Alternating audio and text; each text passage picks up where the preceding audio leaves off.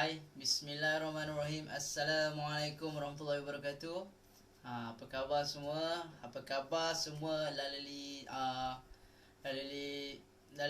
kita panggil lalalians. Lalalians. Apa khabar anda semua? Assalamualaikum. Selamat datang ke dalam sesi lalali live. Malam ni kita tak boleh nak letak frame sebab tak keluar. Tak keluar. Kadang-kadang bila kita pilih frame tu, kadang ada, kadang tak ada. So itulah Facebook punya gaya lah, gaya Facebook macam tu lah. Kejap ada, kejap tak ada. Chips more. Okay, so terima kasih pada yang join live kita malam ni. Thank you so much sebab berada bersama kami. Malam ni saya nak share pasal satu benda lah, yang saya dapat. Benda ni saya dapat masa bila tau? Masa saya pergi satu kelas dengan Sifu Najib, yang saya betul-betul faham benda ni lah. Dan sebelum ni saya tak tahu benda ni. Sebenarnya dalam bisnes kita bukan kena telling tau. Kita bukan kena memberitahu orang, nak bagi tahu kita bagus, bagi tahu produk kita terbaik, bagi tahu produk kita lah yang menyelesaikan semua masalah dalam dunia ni. Tak. Rupanya kita kena bercerita. Kita kena telling. Hai, selamat malam Masna, welcome, thank you so much sebab join live kita malam ni. Okay, so ni antara benda yang saya nampak membezakan marketing zaman sekarang dengan marketing zaman dulu. Zaman dulu orang tak kisah tau, you tak ada istilah nak dengar story ke apa. Dulu orang beli bila murah, harga tu terbaik, hit the spot, orang beli. Tapi sekarang tak.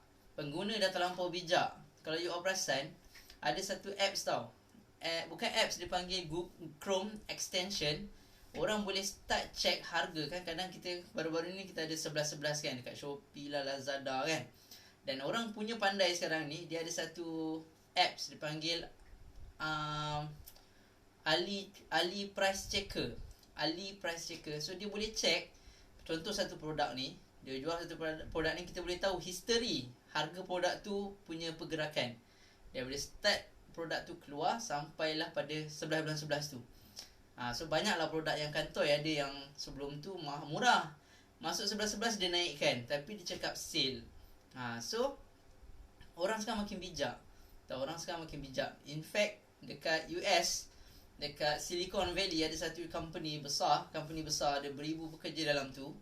Company tu, dia punya business adalah createkan content, createkan story. So orang zaman sekarang ni, dia dah bukan macam dulu. Yang tu kita kena sedar dulu. Kita kena akui benda tu bahawa buyer, pembeli zaman sekarang makin cerdik, makin pandai. So dia orang nak lebih. Kalau dia dapat value daripada kita, dia akan suka. So orang dah tak membeli dengan harga murah. Memang ada orang beli harga murah, tapi impact tu, keberkesanan tu, dia punya panggil brand loyalty lah. Brand loyalty tu tak ada. Dia beli murah setakat murah, tapi dia tak akan setia dengan kita. Tapi sebaliknya, kalau you create content, you banyak berstory, orang akan rasa rapat, orang akan rasa dekat sangat dengan kita. So saya suka kalau you all dapat buat satu story untuk diri sendiri. Tak kisahlah story apa. Hai, tak ada notification memang macam tu. Facebook ni dia memang macam Cik Small. Saya cakap tadi awal-awal, kejap ada, kejap tak ada, kejap ada, kejap tak ada. Kadang-kadang saya boleh pilih frame. Hari ni tak ada frame. Kadang-kadang ada, kadang tak ada juga. So tapi tak apalah. Itulah cabaran nak berjaya. Halangan yang kita akan jumpa lah along the way kan. Tapi apa pun, saya ucap tahniah pada yang datang. Sebab malam ni topik ni penting. Stop selling, start telling. Kita kena bercerita. Dan sebelum nak start tu lah kan, saya nak apa nama benda ni, nak cakap lah kenapa penting story. Kenapa penting story? Kenapa penting brand story? Brand story kan, you all pernah dengar kan story macam mana owner McD, macam mana dia founder McD, dia bukan owner tau, founder McD, dia yang start create McDonald's tu. Founder McD, cerita apa lagi, Syed Muhtar Al-Bukhari, you all pernah dengar ke? Syed Muhtar Al-Bukhari, yang best pasal dia adalah, yang saya ingat lah mak saya yang cerita pula tu. Mak saya cerita, Syed Muhtar Al-Bukhari ni, kebagusan dia adalah daripada dia kecil, mak dia dah didik dia untuk support satu keluarga.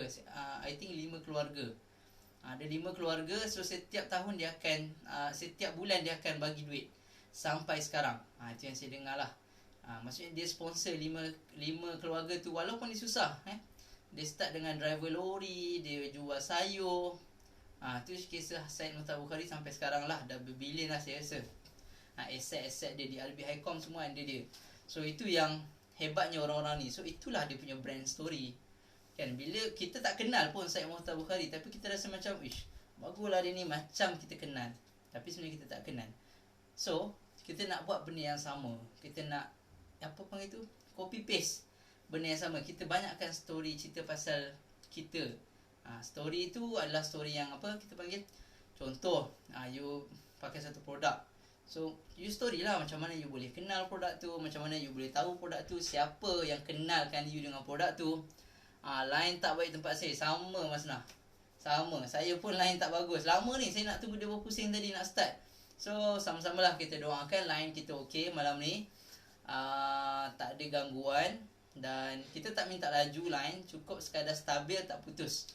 Kalau terputus-putus tak apa, Mas Nah boleh try tengok nanti next time.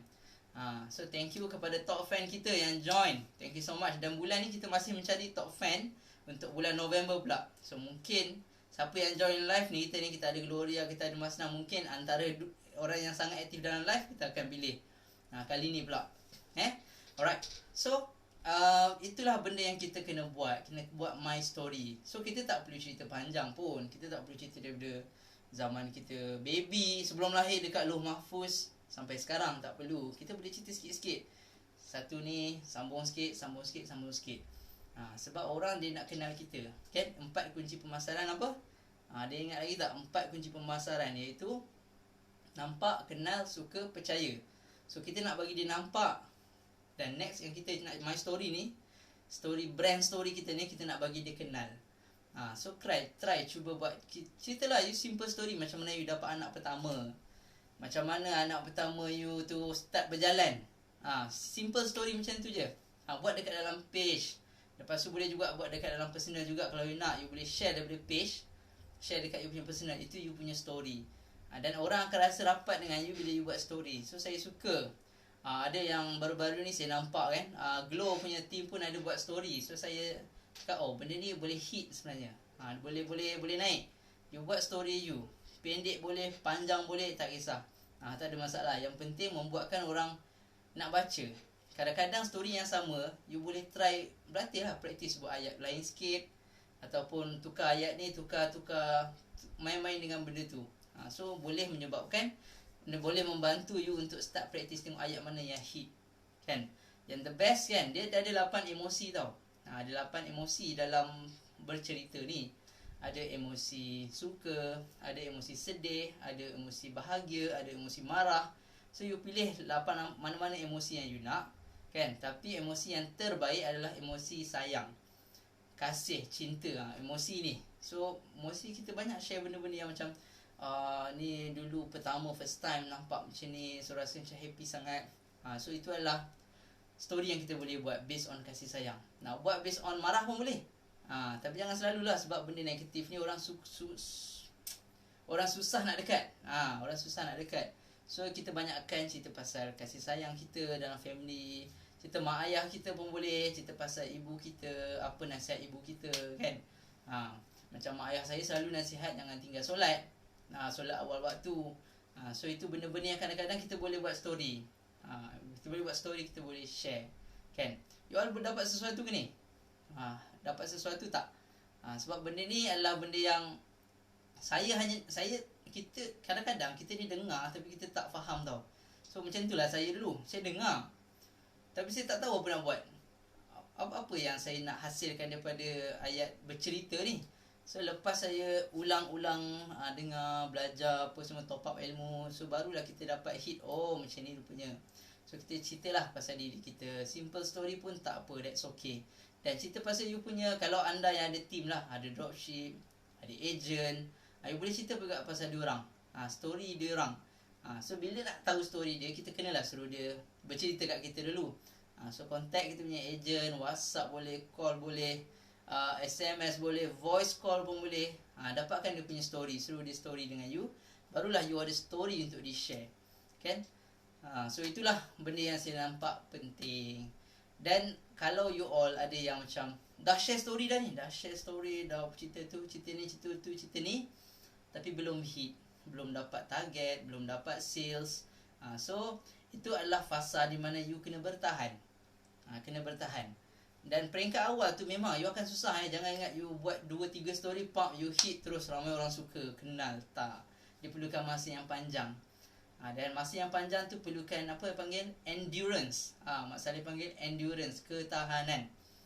Ketahanan. That's why jangan putus asa. Kadang-kadang you boleh buat the same story, ulang balik sampai benda tu hit.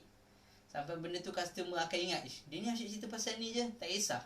Tak apa. Orang yang nampak kita cerita benda yang sama pun tak apa. Sebab kadang-kadang yang pertama kali orang tengok je sekali lalu, dia apa, hujung mata je.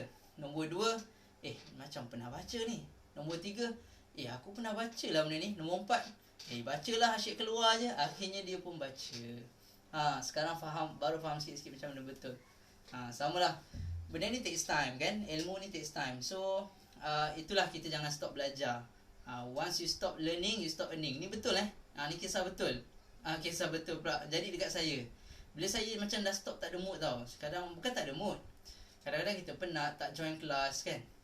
Saya ada kelas every week. So bila saya tak join benda-benda tu, saya rasa macam energy saya down.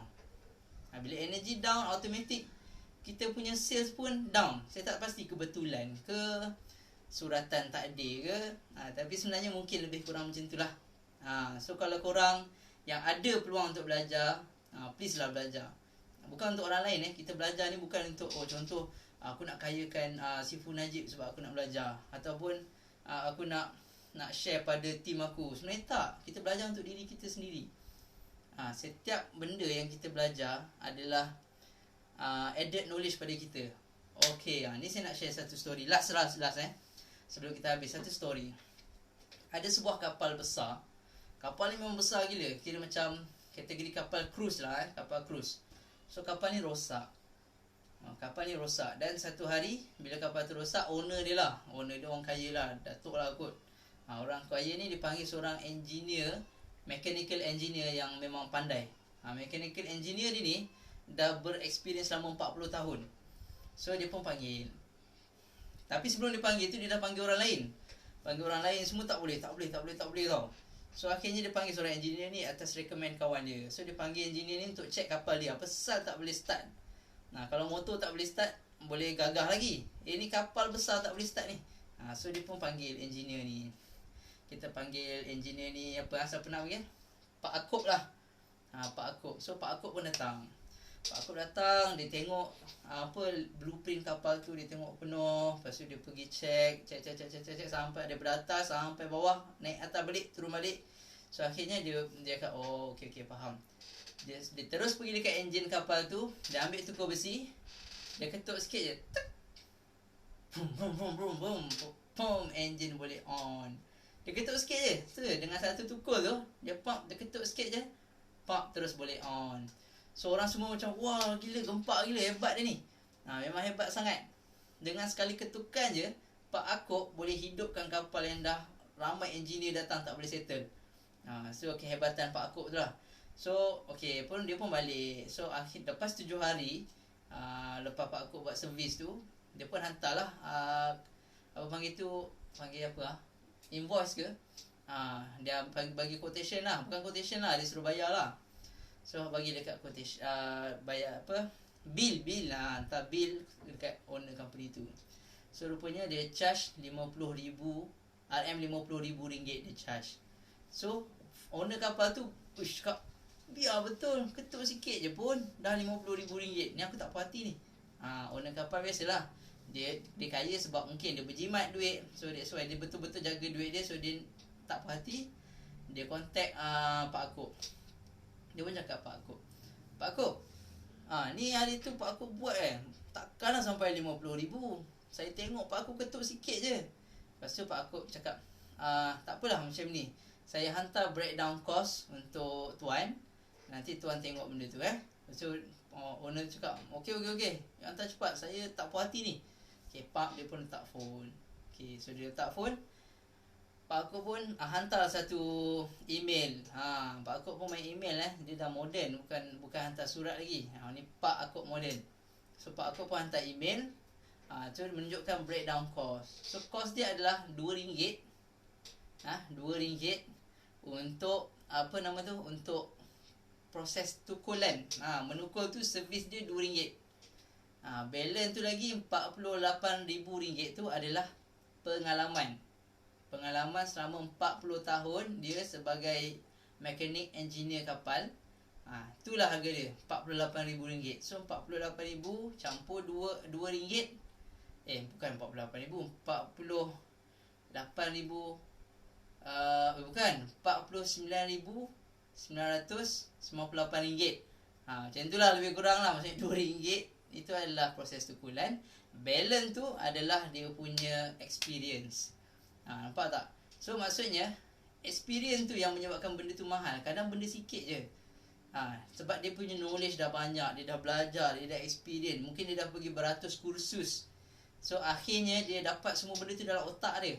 Dalam otak dia. So orang sanggup bayar mahal dekat dia disebabkan dia ada that knowledge yang engineer lain tak ada.